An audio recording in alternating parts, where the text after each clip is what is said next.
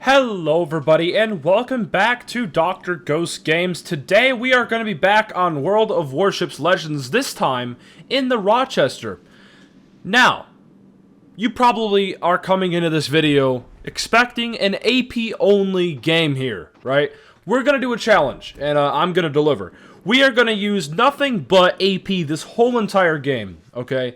Now the AP on the Rochester is disgusting and I want to showcase that in particular in this match. Now, the AP on the Rochester, it is 8-inch American 203mm armor piercing, okay? I believe these guns are pretty much the same exact guns on the Baltimore, except they're a little bit different. They're a little bit more floaty, and they've got slightly less damage. The AP shells have about I think a 100 damage decrease, so they do slightly less damage than the Baltimore's guns. So keep that in mind. But they do hit the same. Opening salvo, we hit that Bismarck for 4,730 with 5 shells. Not too shabby. Not too shabby at all. So, the commander I have right now on my Rochester, I have I have Norman Scott. He's fully maxed out, Legendary 4, level 16.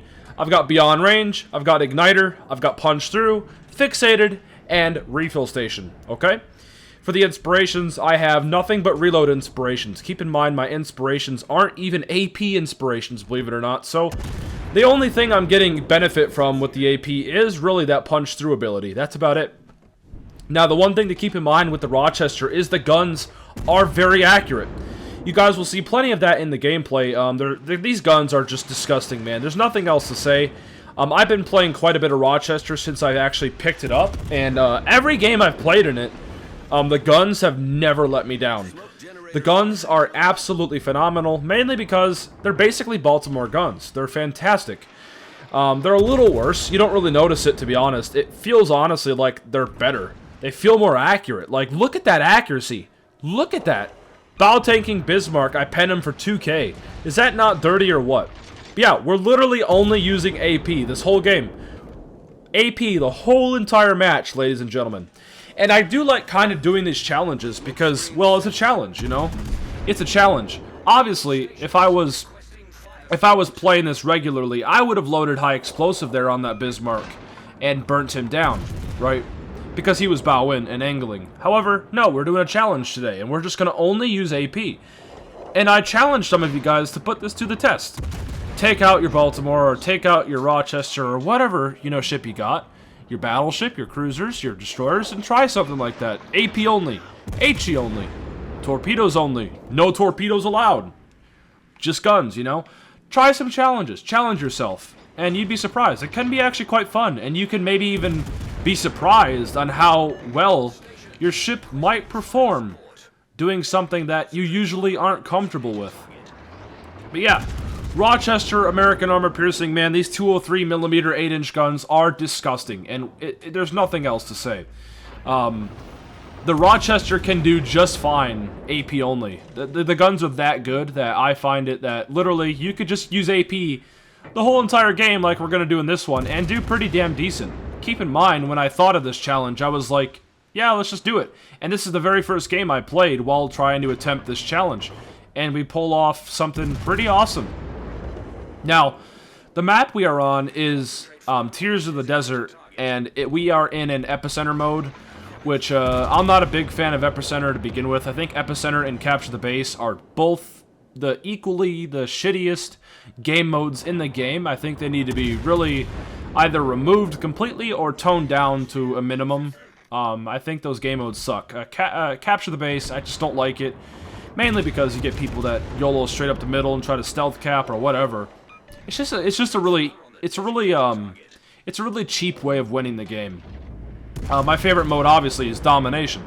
Domination mode is by far the best mode in terms of competitive play and stuff like that. So, anyway, we're not talking about modes today. I was just trying to go over what map we're on and what the game mode is. But it's gonna come into relevance here later because we're gonna lose every frickin' ring in the Epicenter because our team absolutely throws in this game. I know, right? Teams throwing. Who'da thunk it? This is World of Warships Legends. Teams never throw, obviously.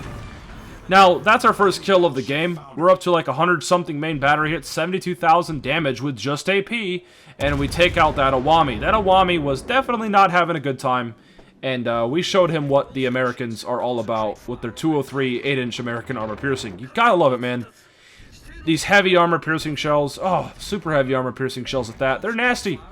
There's nothing else to say. They are just beyond nasty. Now, one thing to keep in mind with the Rochester is you do not have heals. Now, you can swap out your heal for a smoke screen. However, I decide not to do that because I need these smoke screens, man. I don't care. But that's one thing to keep in mind. You don't have heals unless you want to swap out your smoke screen for one. So, therefore, you have to be playing your Rochester if you're not going with a heal very carefully. Because remember, if you take any damage, you cannot heal it back. That's something to keep in mind. So, it's kind of like we're playing back in 2019 here. Now, that Bismarck, we actually did manage to take him out with our armor piercing. Once again, Bismarck, not having a fun time. You gotta... Man, there's just nothing else to say. These guns are phenomenal. Now, Masashi's coming in. We get 3 pens there for about 4K. Yeah, you are asking for it, dude. So I'm hoping for my cruisers to come out here, maybe spot, but I'm hoping for a lot, ain't I? Cruisers spotting, teammates helping? What? Since when? And then the Belfast decides to say hello and say hello to the camera. So we're gonna take a shot at him. Look at that horizontal dispersion there. That looks disgusting. And oh my God, yes, 4 citadels on him. We hit him for easily over 10-20,000 there. He is not having a fun time whatsoever. That Belfast just got quad citadeled by American 203mm 8-inch super heavy armor piercing guns. Yeah. Dude, that dude is... He probably just said, yeah, I'm done. But no, except he's not done. I just saw him fire his guns. So we're going to go and take another blind fire at him. And hopefully we can maybe get some hits on him. And, believe it or not, we actually do get a hit. Just an overpen. But still pretty impressive. Because we did blind fire there. Pretty nice indeed. He's backing up. I'm going to take a shot right there. Hopefully where his bow is. I might be able to clip his bow, but my teammate does manage to take him down. The Awami's like, I got this, bro. I got this. And he takes him down. But the Belfast takes him down in return, so they trade there. Not a very good trade, mainly because, well, battleship for a cruiser? Yeah. The points don't exactly end up in our favor there. So, losing a battleship, you lose more points that way. So anyway, we're up to 133,000 damage, believe it or not, ladies and gentlemen, and just with armor piercing alone. And, like I said, I'm going to keep saying it. These guns are great. And, yeah, imagine if I did have high explosive loaded this game, like on some of the angled targets like that Bismarck earlier. I probably would have gotten quite a bit more damage this game. But, unfortunately, yeah, I kind of forced myself to only use armor piercing. Earlier in the game, I actually almost did switch over to high explosive. But then I was like, wait, I just remembered I'm doing a challenge, so I'm going to keep AP loaded. But, yeah. Basically, I do swap over to HE earlier, but then I quickly swap back over to AP, and I don't even fire any HE this whole entire game. So I almost did fuck up this challenge, because I forgot I'm doing a challenge. But yeah, Masashi takes another shot at me. He's fired so far 2 salvos. He's going to miss horribly, because Masashi accuracy, you gotta love it. And that's our 3rd kill of the game, guys. That's right. We're up to 137. That's a 7, Dr. Ghost, not a 3. But yes, we're up to 137,000 damage. We've got 171 main battery hits. We've got 3 kills, 4 citadels. We're doing pretty damn good. Now, one thing I want to switch your attention to, is the freaking minimap. Look at the team here, the team layout. All of our cruisers are sitting right behind that giant island. And they're not really doing a whole lot in terms of spotting or anything like that. And they're not getting bases. And because of that, we're going to lose the game. I know. Crazy. It's pretty important that we get that epicenter. However, yeah, it's just not going to happen. The enemy team also still has 2 battleships. That's extremely dangerous. So even if, I guess, we were to decide to push into that cap, odds are we would get killed. And, yeah, because both of those battleships, the Awami and the Republique, can overmatch. So keep that in mind. It's really important, guys, especially in high tiers. If you have high tier ships, it's very important to understand what you're up against. I know the Awami has 8 16-inch guns, and I know my bow has 27 millimeters of armor. Therefore, the Awami can overmatch me. And I know the Republic has 17-inch guns, so I know he can also overmatch me as well. Knowing that is very important, and that will greatly influence the way you play in your games if you understand the armor and the caliber of guns, that overmatch, etc.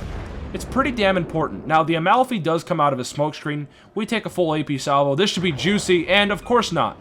We only get 5 pens. Why would we get a Citadel? God only knows. But, anywho, we took another shot before he comes around that island, and of course we get 2 overpens and a freaking pen because, you know, we can't finish people. We gotta leave them on just enough to get away. Cue the Spartan Elite 43 quote there. But yes, leave them just enough to get away. And I guess Spartan's not the only one that leaves people on just enough to get away. But I'm in a very bad position here. I'm at 13,000 hit points. I'm fighting a Rochester. I'm fighting a Wichita. I'm fighting a Republic. There's no possible way I'm coming out of this alive. And I know it. So I'm like, you know what? Fuck it. Bonsai. And let's just do as much damage before we die here. And basically, that's all we're doing. We're just doing as much damage before we go down. We got set on fire. That's a permafire. And, yeah. Our fate is pretty much sealed here. And the Republic does take us out, unfortunately. But hey, not a bad game for AP only. Challenge complete. 3 kills, 4 citadels, 163,000 damage, 2 secondary hits, high caliber. Yeah. AP only in the Rochester, ladies and gentlemen. I hope you all did enjoy this video. If you guys learned something, if you guys were entertained, if you guys just liked the video, make sure to go down there, hit that like button, hit that subscribe button, do all the things.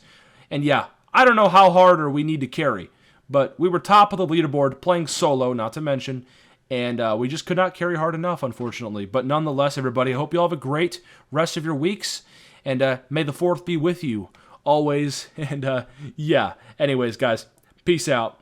Stay healthy.